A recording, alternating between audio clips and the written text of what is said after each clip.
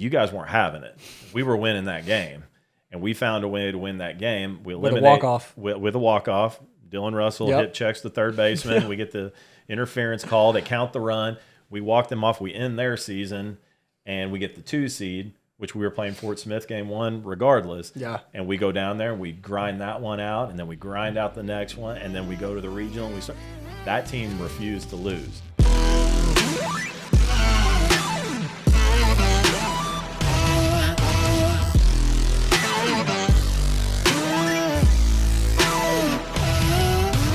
And I remember when we got beat to force the if game in the regional. I specifically remember going down the line before we played the if game, because it ended up being a doubleheader, 2 nines that day. And I went down there, and everybody's sitting there dead quiet, and I remember saying, "You remember the last time we lost back-to-back games?" And everybody just sat there, and I just let it be silent. Yeah. And I think it was like March 6th, 5th and 6th or something like that was the last time we had lost back to. I mean, it's a long time ago. Yeah. And you guys were like, okay, and we ran out of gas, but shoot, we jumped out to a big lead. Like it was not for lack of effort, but that team was extremely invested. That team, it was extremely important to them, and that team was a lot. You guys were a lot of fun to coach and to be around. That year is, I mean, it's obviously a mark on me as a player, but in all of my years of athletics, football, baseball, it doesn't matter what sport I was playing. That year is the most special to me. Because of, I felt like that team didn't only care and like had a resilience. We were all bought into the same mission together, but like we cared for one another. Sure. Like I loved going on road trips with that team because everybody got along. We loved our coaches. We were bought into the program. It was just, I mean, that was just a lot of fun. It was a blast, and it'll always be something that I hold close to my heart. I agree. Let's talk about something that you see, like say you're in the fall. What are some like alert systems in your head of like, okay, we need to get this in check before it gets out of hand? Like if what we would call like toxic culture, something that you see in the players or coaching staff or whatever of like, we need to make sure to bring that in so it doesn't. What are 3 culture killers, or just one culture killer that you would see of like, if this is in the program, it's probably not going to go well? Well, I learned a long time ago, and I don't remember where I heard it, like what kind of convention or what kind of speaker I was listening to. A long time ago, I heard someone say one time, in your program as a leader, what you permit, you promote. And for me, that really stuck with me. Wow. Because even though you may not think it's a big deal, if you're permitting something to go on in your program that you don't believe in, you're promoting that, whether you know it or not, because other people see it and see that that's okay. Okay. And so even though I may not be outwardly promoting it, by allowing it to go on, you're promoting that to other players, and you're promoting that. And a lot of those things spread like wildfire in a negative way in your program. But like for me, one big thing, like it doesn't take any talent. It doesn't to play hard, like to care, to be invested. And so for me, if I got a team that'll play hard, we're going to be in good shape, because that carries over into so many different areas of the program, so many different areas of your life. Like you always did everything 100 miles an hour. If I told you to go pick weeds out of the back of the infield, like, dang it, you were going to get more weeds than the guy next to you. And that's what you got to have, is guys that are bought in and going to do whatever you ask them to do 100 miles an hour. And they don't need, because like kids nowadays, they want to know why. Yeah. Okay. Like, hey, we're going to do this, but why? Yeah. And I tell our guys, like, I don't have time to explain to you the reason that we're doing every single thing we do, because we're limited on hours. Like when I'm asking you to do something, like everything that we do in our program, from the baseball side to the academic side or whatever, there's a purpose behind everything that we ask you to do. And so for me, like one thing that sticks out that I would say carries a lot of weight when it comes to culture is the ability to play hard and follow instructions. Do what I tell our guys when we have them on recruiting visits. If you can come here and do what's asked of you the very first time we ask you to do it, it's the easiest place in the world to play. Yeah. If you need chaos in your life, if you need someone on your butt, like this isn't the place for you. Yeah. Like probably don't need to come here. Like if you need someone screaming at you and being a lunatic and trying to follow you around, catching you doing something that you're not supposed to be doing, it's probably not going to work here. Yeah. And so in the fall, when we're inter squad, we're doing conditioning week, whatever it is, Hellcat Wars, baby. Hellcat Wars, all of it. If we can get guys to play hard, so what we've started doing is if you run a lazy 90 or you hit a double and you're just coasting into second, it's an automatic triangle for the whole team, pitchers, everybody included. So like you may not have even thrown that day, and so goes up there, gives a one hopper to the second baseman and just gives a lazy 90 and then peels off into the dugout. That's a triangle for everybody, even the pitchers that didn't even throw that day. And so the best teams that we've had are the ones that you don't have to yell, that's a triangle, and then everybody gets mad at each other. It's the ones that play the game hard, because playing the game hard, giving great effort, that permeates so many different into everything that we're trying to do. The academic side, the community engagement side, all of it. If you're willing to go to the wall for your teammates, for your coaching staff, for the program, for the university, in something Halloween dodgeball, like those guys, they're balling out in there. Yeah. Like they're cutting it loose, like they're refusing to lose. Those are your best teams. Yeah. Like it may not be all talent, but those teams, because they're doing what's asked of them and they realize, like, if we're doing this, it must be important. You find out a whole lot about your team, a whole lot about your personnel and how they go about their business and how they play the game and how they follow instructions.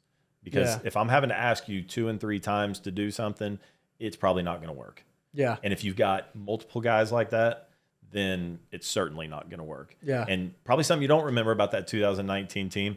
We had a guy on that team that we had to unload early on, and that guy probably would be in our rotation. Oh, yeah. I mean, he was elite. Yep, but he didn't want to do anything. Yeah. And we cut ties with that in October. Yeah. And like, I don't know if we're going to be able to cover it up or not, and we did. Yeah. And he wasn't bought in, and we just cut ties with it. And, I'd be lying if I sat here and told you I knew that that's how it was going to work out. But we're like, we don't know how we're going to replace it, but I know we certainly can't win with it. Yeah. I've talked to multiple of my teammates from that 2019 team, and we've had the specific conversation, would the year have went the same had he stayed on? No. And every single person has agreed that I've talked to about it. No. Yep. So. Yep. And he missed out on a lot of fun times because he wasn't willing to do the things that everybody else was willing to do. And so you just can't have it.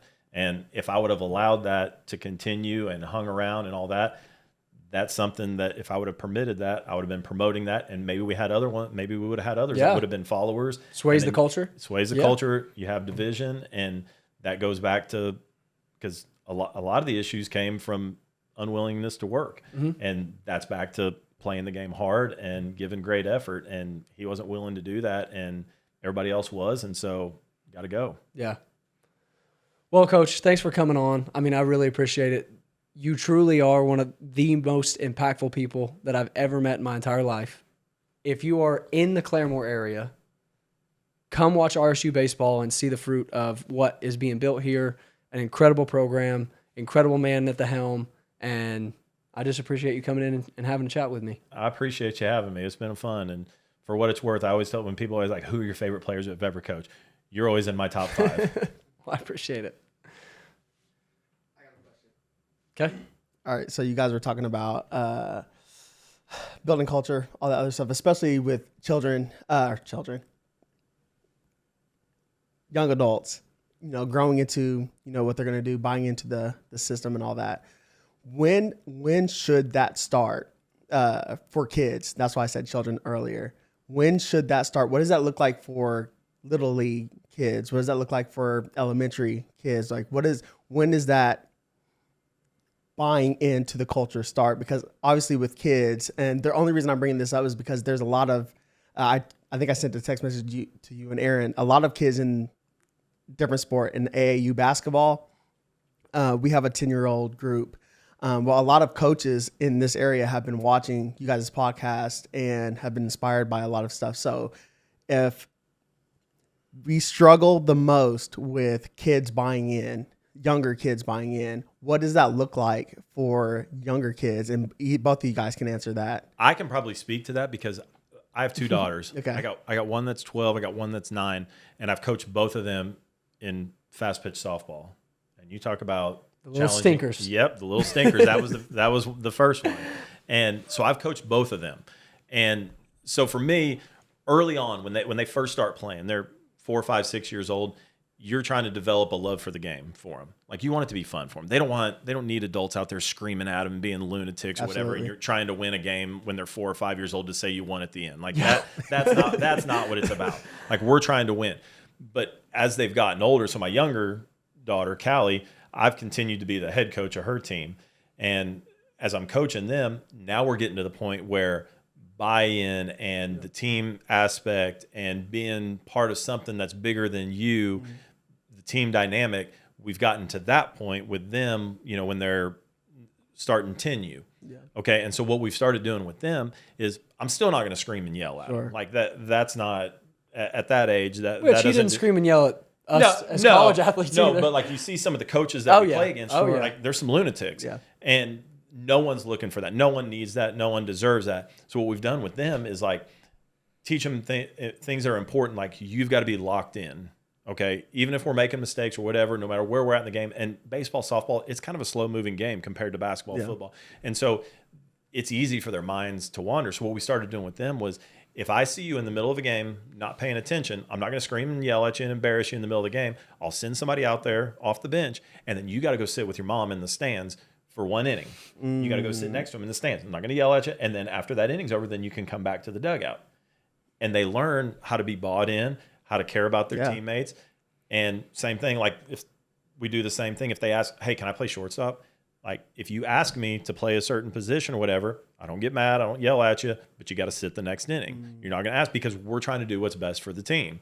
And so those are kind of some of the ways that we teach them to be bought into what the team's trying to do, what's best for the team.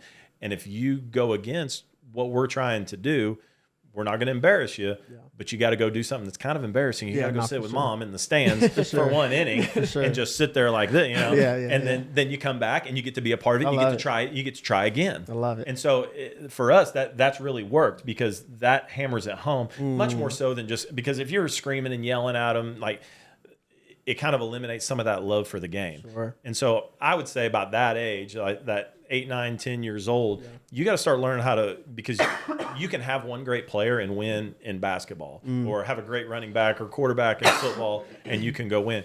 Baseball, softball, you only get to hit once out of every 10 hitters. Yeah. And so it takes everybody, and we all got to be doing our very best to help that team win and be bought in.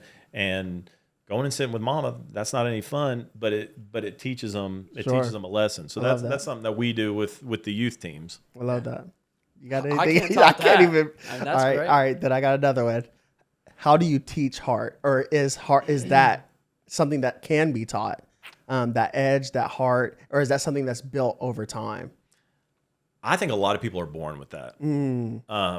Because we can all think back to like the youth teams that we played on, and like guys that were just phenoms when they were young. And then by the time you get to high school baseball, they're not even playing anymore. Like, because they didn't love it. Yeah. They loved it when they were the very best and everybody was slurping them. Yeah. And then when everybody else kind of starts catching up, it's like, oh, I'm not the best anymore. You know what? I think I'm going to go, do something else. Yeah. Go boost stereos out of cars or something, And they don't want any part of it. And so I think a lot of that is something that you're born with, and that you kind of develop as you go. Like, my oldest daughter, she starts junior high softball this year. Like, she's at her first practices this week. Man, that makes you feel old. Yeah. Charlie's playing junior high softball for Claremore. Well, when I saw her at the last RSU game, I about lost it. Yeah. She looks like a little adult. Yeah, she was 3 when I got here. And so now she's playing, and she may not be the best player or most gifted player, but it's extremely important to her. And I think being around college athletics, going to basketball games, coming to all the baseball games, she knows the game, and like, she wants to win, and she cheers her teammates on. And those are the things as a parent that make me extremely proud. Like, when I watch her and she has a bad game or whatever, she plays shortstop. And there was a game last fall, I don't know if it was last fall or last spring, and she's a solid defender. And she makes a bad throw to first, winning run on third, 2 outs, and she makes a play and kind of alligator arms it to first, and it kind of short hops first baseman. the run scores, and we get beat. And she's walking with me to the bathroom, concession stand area, and she was like, I made us lose that game. And I said, maybe not. Like, maybe make that play. Maybe we get beat in extras. There's no, you don't know. Maybe you did, maybe you didn't, but you got to make that play the next time. And she was like, I know. She comes out the next game, plays a great game. She didn't let that moment, that failure defeat her. And she's like, I'm going to make up for it this game. And she went and she did it. And like, it's things like that that make me extremely proud as a parent, just like it would as a coach, you know, like same thing. And I can tell a story about him in early, I think we were playing McKendree. It was one of the GLVC teams. We're playing in non-conference play. And he's cruising. Like we're up like 5-1 in the 7th inning of a doubleheader. So we got 3 outs to get. And this was bad coaching on my part too. Like I got comfortable. I got complacent because the way he was throwing, and I didn't have anybody hot in the bullpen. I'm just sitting over there enjoying it, ready to go shake hands, and gives up a couple soft contact hits. Before you know it, we got traffic, and they end up scoring a couple runs. They take the lead, and we don't score in the bottom half. We get beat. And this is in a February game. I remember that like it was yesterday. And that was my fault. Like I shouldn't have let my guard down. I should have had somebody up and ready to go, because I should always be thinking worst case scenario. Yeah. And I learned from that moment. But we go down the line afterward, and I tell the team, that is my fault. I should have had somebody up and he stopped. He cuts me off. He's like, no, that's my fault. I should be able to get 3 outs. And I was like, maybe, but I shouldn't have put you in that situation. Like you did your job. Yeah. And it's things like that that make me extremely proud as a coach. And then when I see it in my kids, extremely proud as a parent that, you know, hopefully you're teaching them the right way to go about the game. And as much as I appreciated him like taking ownership of it, and it wasn't his fault, it was ultimately my fault because he'd given us 6+ really good. I think he got the leadoff guy out in the 7th. I had one out. And it just falls apart. And like, that's my fault. And he wasn't going to let me wear it, and I wasn't going to let him wear it. So we're like having this argument in front of everybody about whose fault it was. And it's like, all right, shut up. It's my fault, but we're going to go win the next one. And we go drill him in the second game, and it's fine. And it's fine. But those are the things, like talking about being invested and having heart and understanding the team dynamic of the sport that we're out there playing and competing in. Yeah. I really quick. Like I don't think that you can necessarily teach heart. I think that there's certain players that just have it, that they just, there's this fire that is inside of them that can't be given to somebody else. You think of all of the great athletes that you know, like we argue all the time about Michael Jordan or LeBron James. Michael Jordan, the reason he's the greatest of all time in my eyes is because he had this passion of like, I never want to lose. Yeah. And like, not only do I never want to lose, I don't want you to lose. Yeah. Like, you're with me. Yeah. So like, let's go freaking win the thing. Let's do whatever it takes. Yeah. To me, that's the separating factor of like somebody who has like that deep level heart is I will do whatever it takes. I don't care how bad it sucks. Yeah. For the best of this team. Yeah. And one of the frustrating things as a coach is when you feel like you're having to pull them along with you. Like you're trying to make it important. You're trying to drag them. Like, absolutely. Come on, we got to find a way to finish. Come on, guys. Come on. Like that's frustrating. Like I would rather have to reel them in a little bit, you know, even if they're kind of nuts, I'd rather have to reel them in than try to like, come on. And I agree. I think most of the great ones are just born with that. And those are your best. When you have more of those, you have really special teams. Yeah. And that 2019 team, we had a lot of those guys. Yeah, we did. Like we had guys that had to play. We had guys that had to play out of necessity because we had people get hurt and it was next guy up, let's go, and they stepped right in, and all the things that were important to us and the way that we played, you know, our offensive approach that year. I mean, if you remember, we won the conference championship on a slash. Like we're in a bunt situation, we're showing bunt, they're crashing, and we chop one into the ground on a slash over the first baseman's head, and it's on. That's how we end up winning. And there's a lot of players, a lot of teams who, if you ask them to slash and show bunt, are like, shoot, I ain't doing that. I'm about to stripe one in the gap. Those guys are like, whatever it takes, and it ends up winning. I mean, small ball ends up winning that game in that conference championship game against St. Edwards. Yeah, I vividly remember that. I mean. There's so many guys specifically on that team that's like, that was one thing that united us, was like, there was just so many dudes. And that's why it was so rare. And that's why it's so special to me, is in all of my athletic career. Now, this sounds like prideful and bragging on myself, but like in all of my athletic career, I had never met anybody that I felt wanted it as bad as I did. Like I just, with every piece of my being, I wanted it. Yeah. Everything. Like, I don't care how bad it sucks. I'll go through blood, sweat, and tears with you. I just want it. Yeah.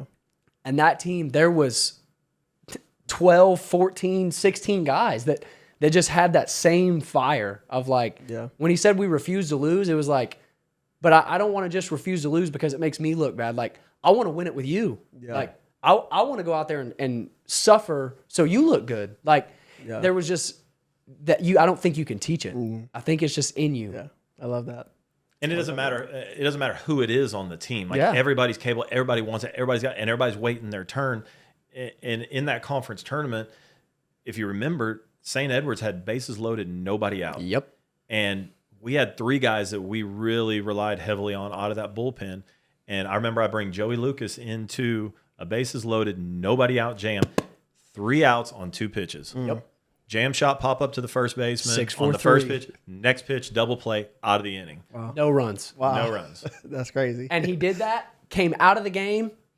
Most dudes would be like, I'm freaking rolling. Like, why are you pulling me? Nope. He came out and was like, hey, go get him. Yeah. Yep. Because Sean Robb came out next, and then Brock finished it. Yep. And it was like, And those were our guys. yeah. And we were just bought in together. I love it. I love it. I think, last thing I'll say on it, I think pride will destroy the heart.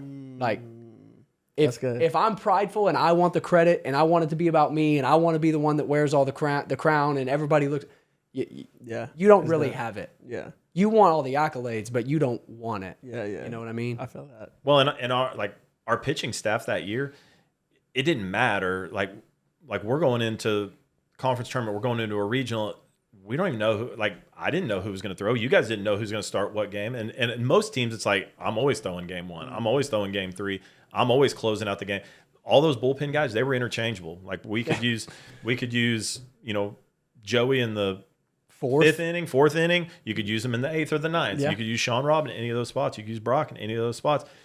You may start game 1 of the conference tournament. You may and throw game 2, game 3 in the regional. It didn't matter. It was all interchangeable because they were all bought in. They were all like, when you give me the ball, I'm going to go. It's game on. Yep. Because we went into that regional. I had no idea who I was going to throw. I remember talking with the coaches, because you always share like who you're going to start, and had you and Jack one of you was going to throw, and I wasn't quite sure. And we go to the meeting, like, who you throwing? And I go, it'll be a left-hander. He's like, I know it'll be a left-hander. And I'm like, I don't know. And he was furious. But I still hadn't made my mind up yet, because I was good with either one of them, and we're still kind of kicking it around, and we didn't have our mind made up. Yeah, because any of them could have gone out there and going to give you a good effort, and just which one do you feel better about, and so and I'm big about making decisions based on your gut. Like, what do you feel good about? Like, don't just look at numbers. Don't it's a little bit of both. And that team, they didn't care. Like, no one ever was like, why am I not throwing? Or because whenever your opportunity comes, like, it's gonna be meaningful. Yeah. And I can definitely attest to the gut thing, because Jackson Simonsgard, who ended up being a ridiculously outstanding pitcher for us that year, first team actually he was second team all conference, but there's no reason he shouldn't have been first team. His fall that year was probably the worst pitching performance I've ever seen out of a college athlete. Yeah. I mean, it was atrocious. Yeah. And we roll out series 1, game 1. I go out. I suck. No. AJ went out. AJ went out game 1. I did suck that series, but AJ goes out game 1. I think he went like 3 or 4 because, it's game 1. We're not throwing extended time. Like, he's pulling back on pitch count. And first guy out of the bullpen is Jackson Simonsgard. And that was probably the only time everybody on the team was like, what in the world is going on? Not like he doesn't have any idea what he's doing, but like, we were like, that's who we're pulling out? Like, this dude had a 27 ERA in the fall. Like, there's no way that he's rolling him out first. And just carves them to pieces. 3 innings, like 7 Ks, and he never looked back from that moment. I mean, he dealt all year long. It was like, if you would have went off stats, he never would have pitched. Right. Well, I mean, I had a 10th rounder by the Nationals when I was at OBU. He was our worst hitter in the fall. He hit well below 200 in the fall. He ended up being National Player of the Year that next spring. And I remember our hitting coach was like, "This guy is terrible. He cannot play for us." And we're like, "He'll be fine." And ended up being National Player of the Year in a 10th round draft. So, like, sometimes you just suck. Yeah. You know, like, it doesn't mean you suck. Yeah. You just sucked at some point. Yeah. Like, Yeah. you know, it's still in there, and you still got to have trust and belief in your guys. And, you know, if they wouldn't have figured it out, then maybe we go a different direction. But Yeah. it's in there. I love it. This is the absolute last thing I'll say. Okay. I can definitely attest to him giving a chance, because when I came out of junior college, and I've shared this story on here before, when I came out of junior college, I got hurt really bad in the fall of my sophomore year.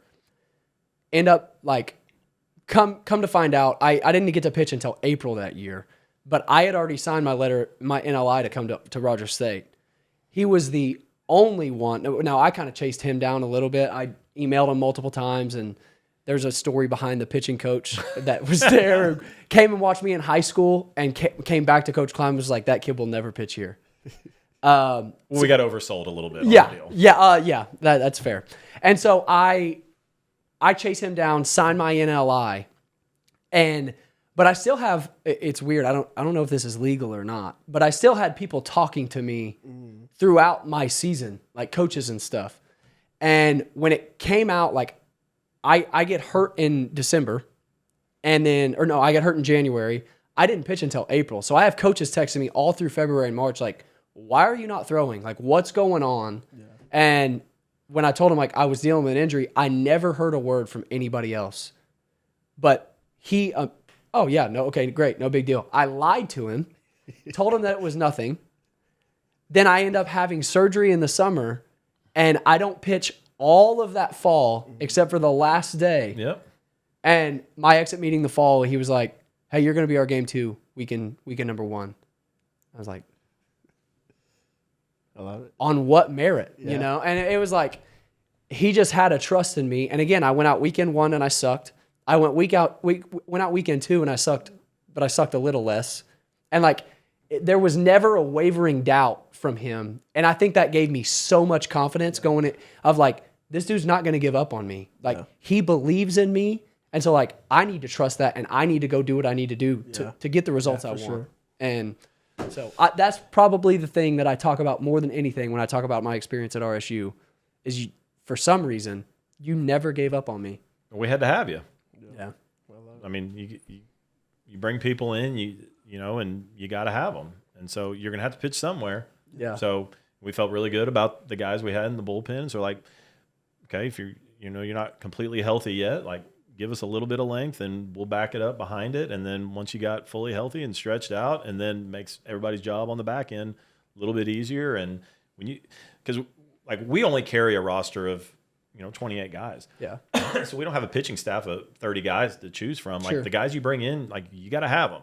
Mm-hmm. Like, if they're able and capable, can go out there, like, you're going to have to use them. We tell guys on the recruiting process all the time, like, if we bring you here, like, if you're not pitching, like, you got a problem and we got a problem. So we got to have you, because we only have 12, 13 arms over there, and everybody's going to have to pitch somewhere. And, everybody's going to go through ups and downs, but you're going to have to pitch meaningful innings for us at some point, even if you're struggling. And, there's times we'll put people in there that, like you're talking about with Jackson, like, we got to go. Like, Yeah. You're going to have to help us. Let's go. And boy, did he. Yeah. Yeah. Boy, did he. For sure.